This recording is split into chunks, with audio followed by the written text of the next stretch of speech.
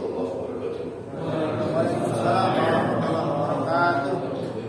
Alhamdulillah rabbil alamin. Wassalatu wassalamu ala asyrafil anbiya'i wal mursalin sayyidina Maulana Muhammadin wa ala alihi wa sahbihi wa tabi'in wa tabi'ihim bi ihsan ila yaumil din. Rabbana a'inna min al-ma'arifati innaka ta'lamul hakim. Rabbana fa'alna bima 'allamtana wa 'allimna ma yanfa'una. Rabbi shrah li sadri wa yassir li amri wa hlul 'uqdatam min lisani yafqahu qawli.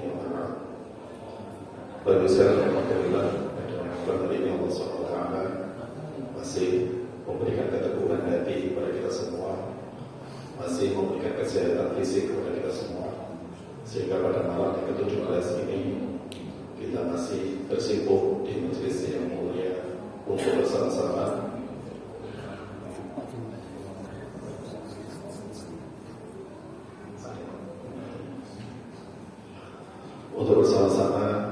bertawakal kepada Allah Subhanahu wa taala, untuk bersama-sama kita berusaha mendekatkan diri kepada Allah Subhanahu wa taala.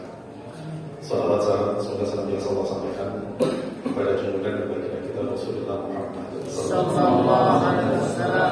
Karena atasnya kita bisa dikatakan yang akhir kita syariat dan bisa dikatakan.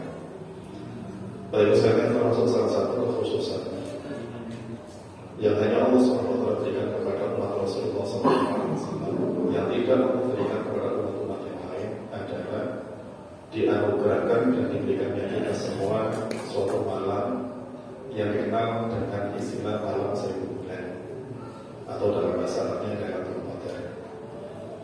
Baik sekalian, Lailatul Qadar itu suatu malam, ya, malam Qadar.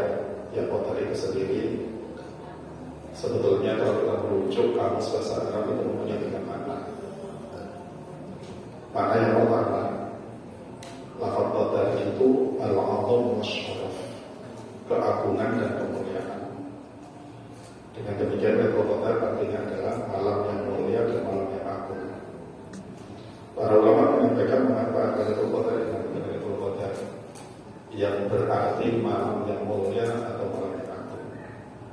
Karena bertepatan di Lailatul Qadar tersebut Allah Subhanahu wa taala menurunkan Al-Qur'an. Menurunkan Al-Qur'an yang mulia disampaikan oleh malaikat yang mulia untuk nabi yang mulia. Oleh karena itulah maka Lailatul Qadar dinamakan Lailatul Qadar yang berarti malam yang mulia dan malam yang agung. Alasan yang kedua, Lailatul Qadar dinamakan Lailatul Qadar karena orang yang beribadah bertepatan di malam tersebut yang tadinya tidak mulia dijadikan mulia oleh Allah SWT dan diberikan derajat yang tinggi dan dijadikan makhluk atau manusia yang agung oleh Allah SWT. Oleh karena itu maka malam tersebut dinamakan dengan Lailatul Qadar.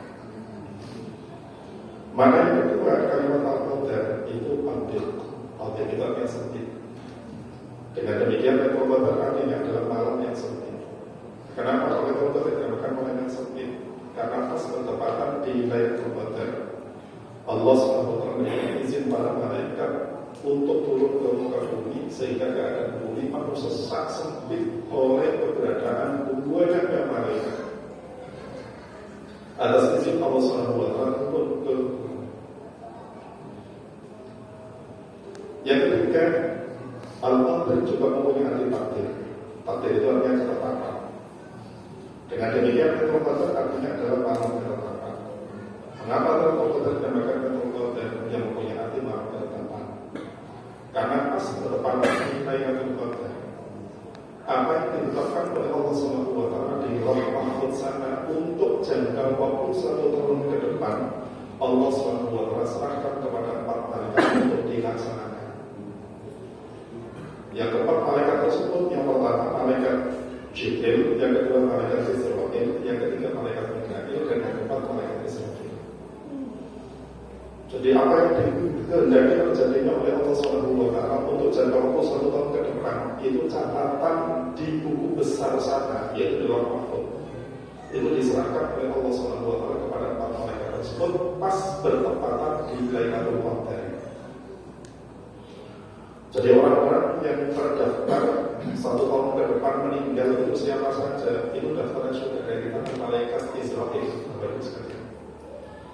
termasuk kadar hujan yang nanti akan turun dalam jangka waktu 1 tahun ke depan, dan jumlah buah-buahan dan seterusnya. Sampai Al-Imam Al-Qurtubi menyampaikan al-hajj wa asma'i ahli, sampai orang-orang yang tahu ini menunaikan ibadah haji juga nama bapak-bapaknya itu semuanya terdaftar di dalam catatan yang diserahkan oleh Allah SWT ke 4 malaikat tersebut. Yang keempat malaikat tersebut dikenal dengan sebutan Al-Mudabbiratil Amr. Para Bapak sekalian, bertepatan di Lailatul Qadar banyak hal yang terjadi di dalamnya.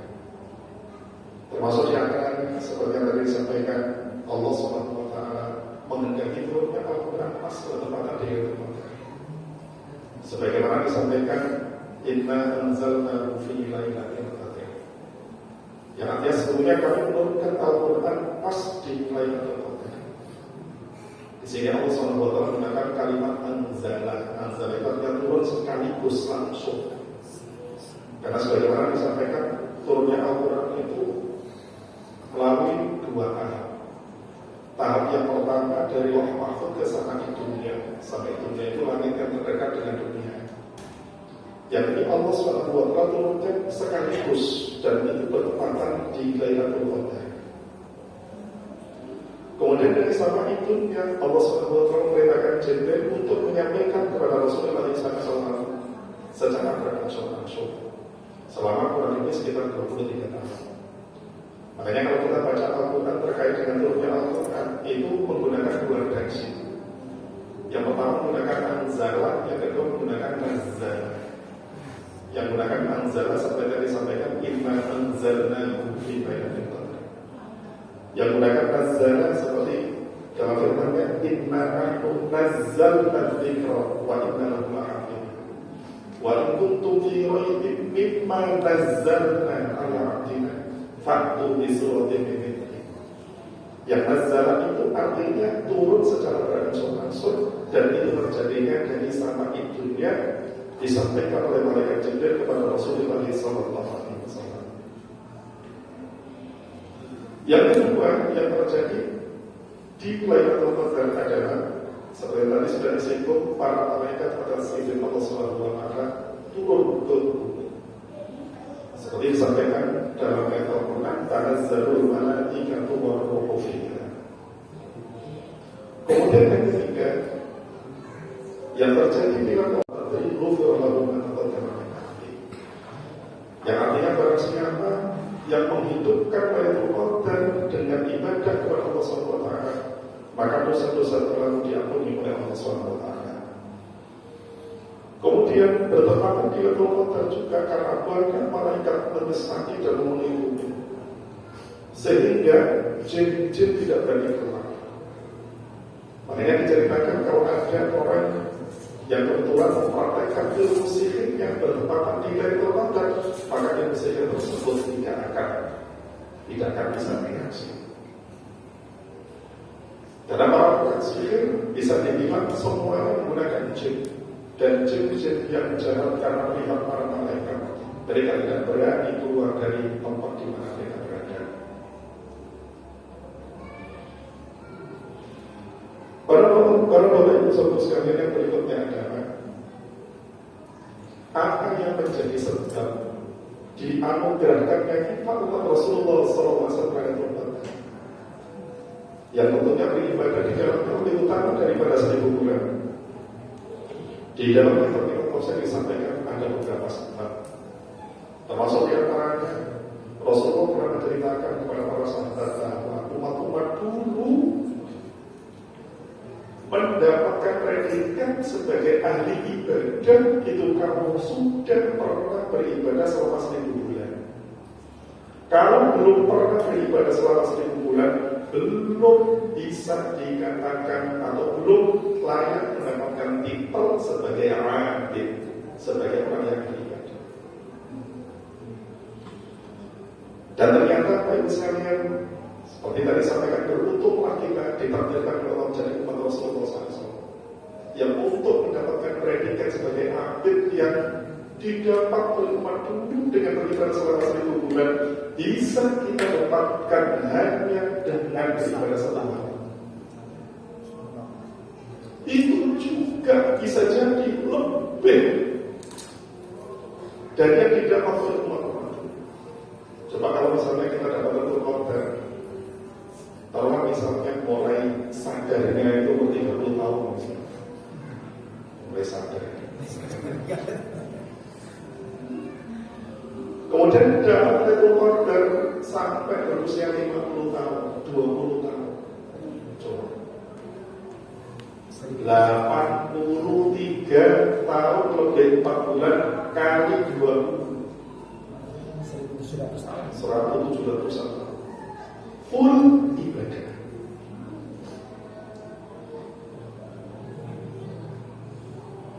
Riwayat yang kedua diceritakan, dulu itu ada seorang pemuda yang berjihad di jalan Allah SWT selama 1000 bulan. Ketika Rasulullah SAW menceritakan hal tersebut kepada para sahabat itu rakus pada kebaikan bagusnya. Para sahabat terkagum-kagum dan ingin mendapatkan kebaikan sebagaimana yang Allah SWT berikan kepada pemuda tersebut. Lalu kemudian Allah SWT mengetahui apa yang ada di hati para sahabat. Lalu Allah memerintahkan Jibril untuk menyampaikan kepada Rasulullah SAW surat Al-Qadr yang di dalamnya terdapat ayat Lailatul Qadri khairun min alfi syahr. Diceritakan juga dulu itu ada hamba Allah Subhanahu wa ta'ala yang beribadah kepada Allah Subhanahu wa ta'ala selama 80 tahun tidak berhenti dan sekejap mata pun tidak pernah maksiat kepada Allah Subhanahu wa ta'ala. Keempat hamba Allah Subhanahu wa ta'ala tersebut, yang pertama Nabi Zakaria, yang kedua Nabi Ayub, yang ketiga Nabi Hizqil ibnu Ajuz, yang keempat Nabi Yusha bin Nun. Nabi Yusha bin ini yang menemani Nabi Musa dan Nabi Khidir. Diceritakan tapi namanya tidak disebut. Ilqala li fatahu atina adamana laqadlamina min safrina hada masabah. Fata pemuda yang menjadi pembantunya Nabi Musa ini adalah Nabi Yusha bin Nun alaihissalam. Selama 80 tahun beribadah kepada Allah Subhanahu wa ta'ala tidak pernah berhenti dan sekejap mata pun tidak pernah berhenti kepada Allah Subhanahu wa ta'ala. Ketika keempat hamba Allah Subhanahu wa ta'ala yang soleh tersebut diceritakan oleh Rasul pada para sahabat sangat takut. Dan kemudian turunlah Jibril menyampaikan surat Al-Qadar kepada Rasulullah SAW. Diceritakan juga pernah Rasulullah diperlihatkan oleh Allah Subhanahu wa ta'ala terkait dengan umat-umat dulu yang umurnya panjang-panjang. Ketika itu dalam hati Rasulullah SAW minta umat dulu umurnya panjang-panjang sehingga kesempatan untuk mendapatkan kebaikan lebih besar dibanding umatku yang umurnya pendek-pendek. Lalu Allah SWT memberikan hiburan menyenangkan bagi Rasulullah SAW karena tidak ada yang berharga bagi Rasulullah SAW selain umat beliau Sallallahu Alaihi Wasallam. Turun surat Al-Qadr. Para hadirin sekalian, yang berikutnya adalah kapan Lailatul Qadar itu terjadi. Lailatul Qadar terjadi di dalam masalah ini terdapat khilaf atau perbedaan pendapat dengan ulama. Ada pendapat yang mengatakan Lailatul Qadar itu terjadi cuma sekali aja, yaitu ketika Al-Quran itu sudah selesai, nggak ada lagi Lailatul Qadar. Pendapat yang kedua mengatakan Lailatul Qadar itu setiap tahun terjadi. Nah, pendapat yang kedua ini berbeda pendapat lagi. Ada yang mengatakan setiap tahun, tapi nggak selalu di bulan Ramadan. Mungkin Lailatul Qadar itu terjadinya di luar bulan Ramadan. Yang pendapat ini dipopulerkan oleh Imam Abu Hanifah berdasarkan perkataan dari Sayyidina Abdullah bin Mas'ud radhiyallahu ta'ala anhu, "Man yaqbil haula yusib Lailatul Qadar." Barang siapa yang menghidupkan malam-malam dalam satu tahun nggak pernah absen menghidupkan malam untuk beribadah, pasti dapat Lailatul Qadar. Ya pasti. 1 tahun. 1 tahun. Termasuk di dalamnya malam-malam Ramadan. Makanya ketika Ubay bin Ka'ab dimintai komentar akan apa yang disampaikan oleh Abdullah bin Mas'ud tersebut, beliau mengatakan, yang artinya kurang lebih mudah-mudahan Allah memberikan rahmat kepada Abdullah ibnu Umi Abd, yaitu Abdullah bin Mas'ud. Sebetulnya dia tahu kalau Lailatul Qadar itu hanya ada di malam Ramadan saja. Dia mengatakan seperti itu agar supaya kita tidak intikal. Intikal itu apa? Intikal itu menghidupkan malam untuk beribadah hanya di malam-malam Ramadan saja. Selain itu enggak. Biar kita enggak begitu.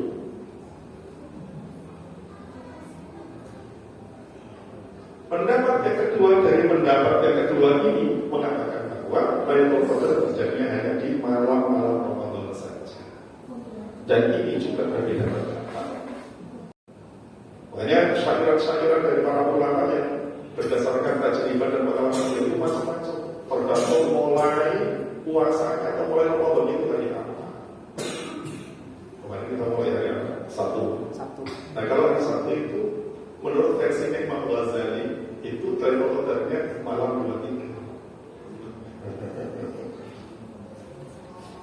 Jadi bergantung mulai kapan.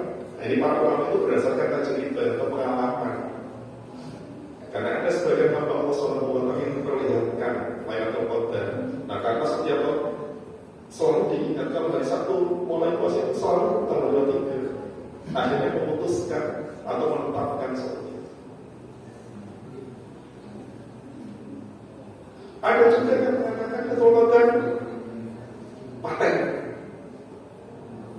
Seperti Ubay bin Ka'ab itu mengatakan Lailatul Qadar itu malam 27. Ada mengatakan seperti itu. Tapi yang jelas ada isyarat dari Rasulullah SAW terkait dengan Lailatul Qadar. Apa itu? 10 kapan itu? 10 hari terakhir. Isyaratnya berupa apa? Yang pertama Rasulullah SAW 9 kali bertemu dengan Ramadan. Setiap 10 hari terakhir selalu beliau itikaf. Ini isyarat. Dan di 10 hari terakhir tersebut ada riwayat yang rawan itu malam-malam ganjil. Dari malam-malam ganjil yang rawan ini nggak pasti. Malam 27. Kenapa? Ini para ulama itu bahasa kita itu otak-atik gadu. Inna anzalnahu fi lailatul qadar. Kalimat Lailatul Qadar itu kalau dihitung jumlah hurufnya ada berapa? Ada Lailatul Qadar jumlah hurufnya ada berapa? Ada 9. Disebut di dalam surat Al-Qadar sebanyak berapa kali? 3 kali. 3 kali 9 berapa? Otak-atik gadu. Cocokologi.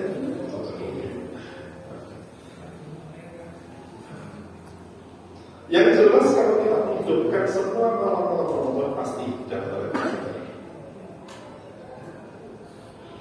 Yang berikutnya, Bapak Ibu sekalian, tandanya ini tanda yang pertama ini hanya bisa dirasakan oleh orang yang selalu melek di malam-malam Ramadan sehingga dia bisa membedakan.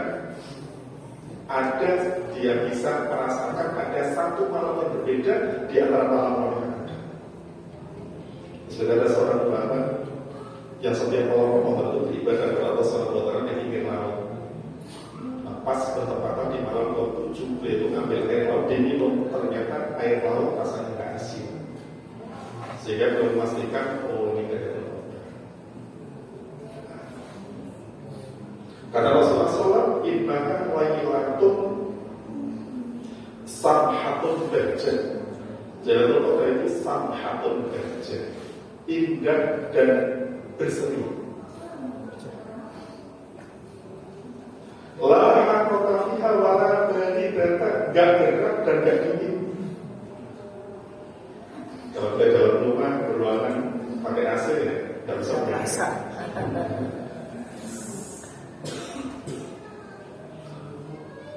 Kemudian ada sebagian hamba Allah SWT yang diperlihatkan pohon-pohon yang ada itu pada sujud. Kemudian ada juga yang diperdengarkan suara gurunya tasbihnya para malaikat. Nah, kemudian di esok harinya kata Rasulullah SAW, "Tatlu'u syamsu sabihanaha wa la syu'a'a." Di esok harinya matahari terbit tapi tidak ada cahayanya. Terus cahayanya kemana? Cahayanya tertutup oleh para malaikat yang sedang dalam perjalanan dari bumi menuju ke langit. Kadang-kadang masih seharinya wah, kayaknya semalam banyak telepon, tapi tidur dulu.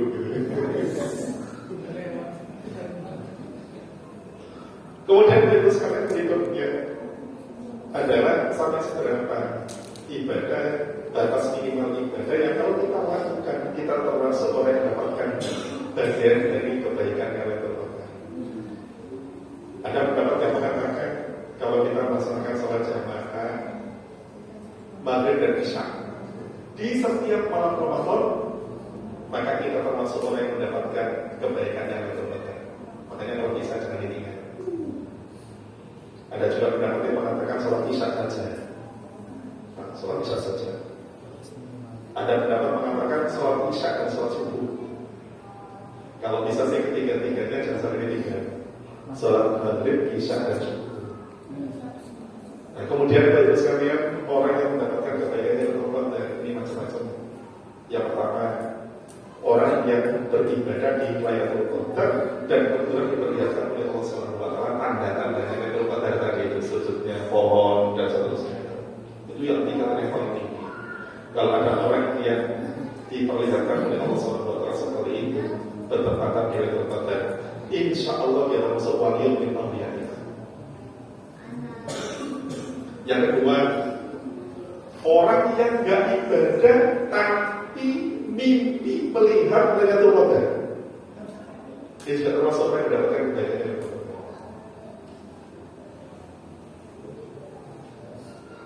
Dan Lailatul Qadar ini bisa didapat oleh anak yang masih kecil. Diceritakan Imam Nawawi itu pernah ada di satu rumah di malam yang sangat gelap. Di suatu malam, bapak itu teriak-teriak karena melihat di dalam rumah tersebut penuh dengan cahaya.